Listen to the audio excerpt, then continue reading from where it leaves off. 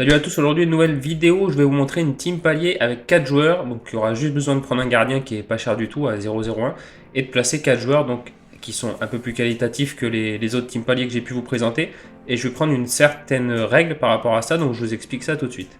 Donc la règle que je me suis fixée, c'est de trouver des joueurs qui font 57 points en moyenne en fait avec si tous vos joueurs, c'est très mathématique, hein, si tous vos joueurs font 57 points pile, et bien vous aurez le palier 2 à chaque coup. Donc après, il y en a qui feront 65, d'autres qui feront 52. Vous voyez, donc ça va lisser en fonction des joueurs que vous avez pris. Moi, la règle que j'ai pris vraiment, c'est de trouver des joueurs qui ont un L15 de 57. Donc ça peut être un peu faussé par rapport à l'Europe parce qu'il y a eu la fin de saison, la nouvelle saison. J'ai essayé de prendre des cibles. Moi, dans cet exemple-là, ça reste un exemple. Vous prenez les cibles que vous voulez derrière avec vos propres recherches.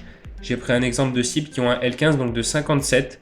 Donc essayez de prendre les moyennes assez lissées. Les gros écarts, c'est pas forcément top, mais comme je vous dis, s'il y en a un qui fait un gros score, l'autre ça va lisser la moyenne des scores. Donc en gros, si vous prenez des joueurs qui font 57 de moyenne, qui ont 5% d'expérience, plus le capitaine qui aura 20%, ça vous fera 250,80 points. Donc chaque joueur avec 5%, ça fera 57, plus 2,85, ça fera 59,85 points. Et le capitaine, ça fera plus 25%, donc ça fera 71,25 points. Ce qui fait 250,80, ce qui suffit pour avoir le palier 2.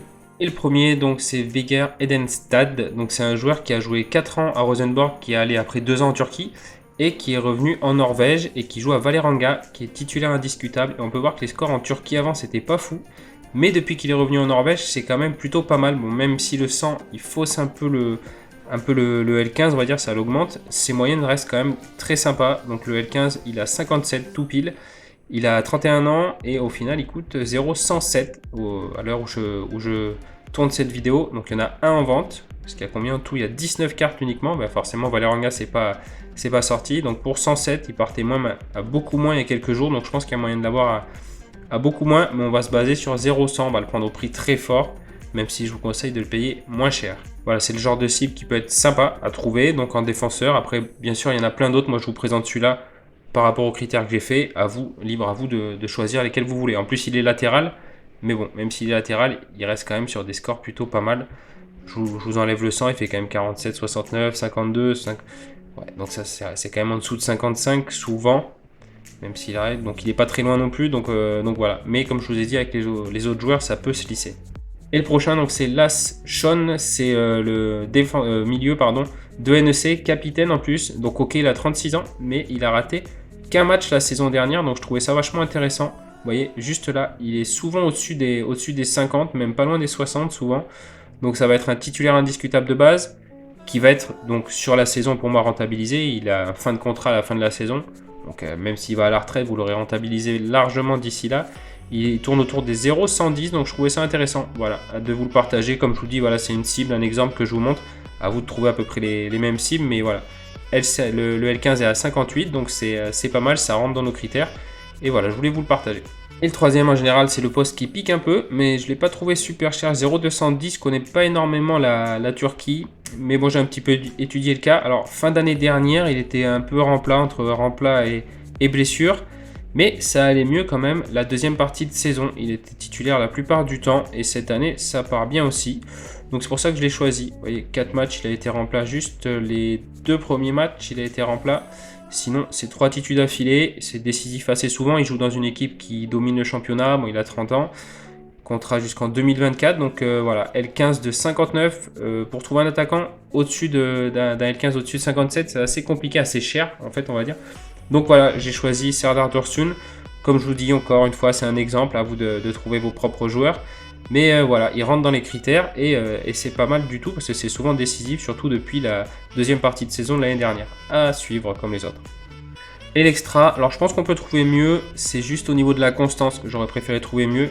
Parce que vous voyez qu'il y a des énormes écarts, il peut faire des 39 comme des 87, 100. Donc c'est Valentin Esseric, c'est un Français qui joue en Turquie à Kassim Passa. Contrat jusqu'à la fin d'année également, donc c'est le genre de joueur comme vous pouvez voir, il peut faire des 87, donc c'est bien quand un autre de vos joueurs fait des moyennes un peu pourries, comme on peut dire. Ça peut rattraper le coup. Après, il est capable de vous plomber l'équipe en faisant un 28, même si c'est super rare. Mais bon, même un 38, c'est vraiment pas top dans notre stratégie. Donc je pense qu'il y a moyen de trouver mieux. Après, voilà, c'est juste au niveau de la constance que ça m'embête. Après, je voulais vous le présenter parce qu'il est pas cher. Bon, il a fait un début de saison pas fou. Donc voilà, à vous de chercher, mais bon, L15 de 58, ça rentrait dans les critères parce qu'il est capable de faire des gros scores. Et je vous en montre un autre aussi qui est un peu plus cher forcément, mais qui est un peu plus solide tout de suite. Et c'est pareil, ça va être en Turquie, ça va être Tokoz, c'est le joueur de Trabzonspor.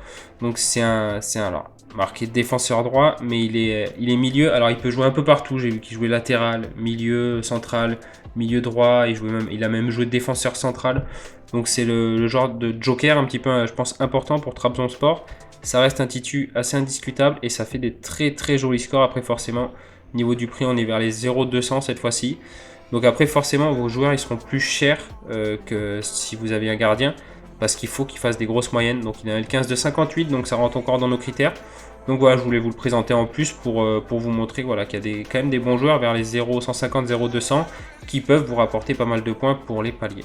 Après voilà, c'est des joueurs moi que personnellement je ne suis pas forcément, mais que je trouvais ça intéressant sur le papier comme cible. Après c'est à vous de trouver vos propres joueurs et de faire vos propres recherches dessus, de les regarder aussi avant de les acheter, c'est quand même assez important.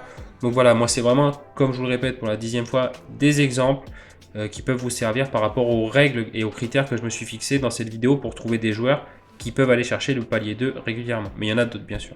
Voilà, donc je voulais vous montrer moi que c'était possible d'aller chercher donc les paliers 1, voire les paliers 2, même assez souvent, entre guillemets, je m'entends quand je dis ça, avec des 4 joueurs. Donc 4 joueurs, bien sûr la qualité, il faudra un peu plus de qualité que les autres, mais voilà, c'est possible. Et je vous montre une team MLS demain ou après-demain qui est un peu plus facile, vu que les prix sont plus faibles, et que le L15 correspond vraiment à la saison en cours. Donc c'est plus, voilà, c'est basé sur quelque chose de plus récent.